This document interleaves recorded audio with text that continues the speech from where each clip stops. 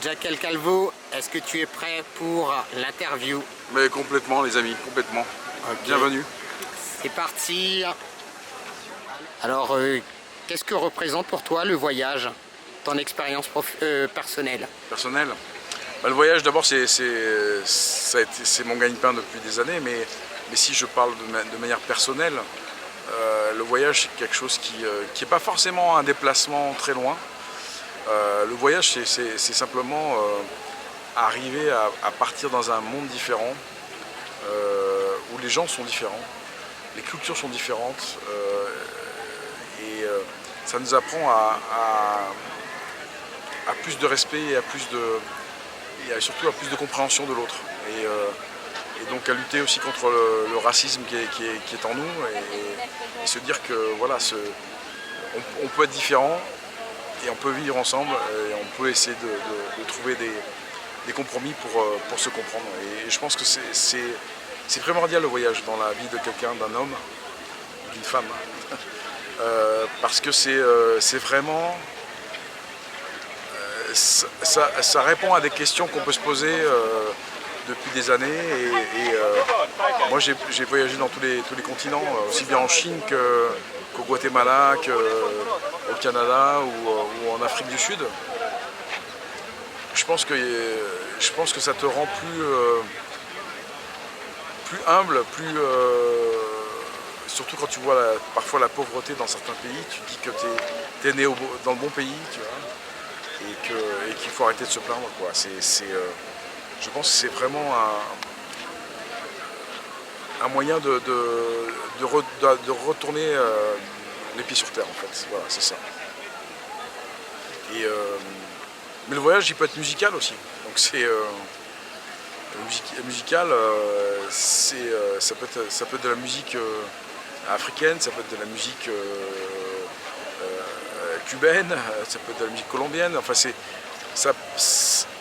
le but, c'est de te transporter dans un univers et de t'anesthésier, entre guillemets, de tes douleurs, en fait. Et le voyage, c'est primordial. Je pense que bon, il s'est démocratisé. Hein. Moi, j'ai vécu une époque où le voyage, c'était vraiment du luxe. Aujourd'hui, tu peux voyager pour pas cher, honnêtement. Donc il faut voyager. Voilà.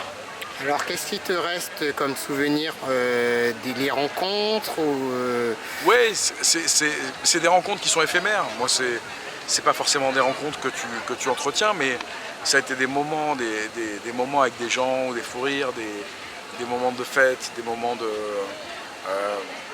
d'essayer de se comprendre l'un et l'autre. Tout ça, et puis surtout aussi des moments de découverte des autres cultures, donc des monuments,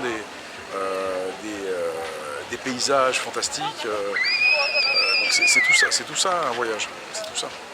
Tu as une anecdote de voyage dans laquelle tu dis waouh, quoi, c'était improbable, ça se passerait jamais en France, et c'est comme ça ici? C'est une bonne question. Une bonne question. J'y ai pas réfléchi, mais honnêtement, j'en ai certainement trop. Okay. Mais tu sais, je vais un peu répondre à côté de la question, mais ne serait-ce que faire un safari en Tanzanie, par exemple, où tu te trouves dans un univers où on t'a bercé toute ta vie avec les dessins animés de Walt Disney, tu vois, et tu te retrouves avec les animaux qui étaient dans les dessins animés de ton enfance. Et tu dis, mais c'est quand même incroyable cette histoire, tu vois, les zèbres, les lions, les machins. Et tout d'un coup, tu vois une attaque de lionne sur une antilope, tu fais... Ah oui. Tu fais OK. Et après, tu te retrouves 2 jours après dans le métro parisien.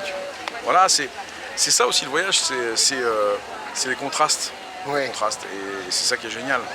C'est que 2 jours avant, tu peux te retrouver sur une plage dorée, et puis le lendemain, tu te retrouves dans le métro à tirer la gueule comme les autres, parce que sinon, si tu tires pas la gueule, t'es bizarre, quoi. C'est ça. Bah, je te remercie beaucoup. Avec plaisir. Allez, à bientôt. À bientôt, Henri-Claude, sur les pistes, hein, du Vendôme. Ça marche. Ciao.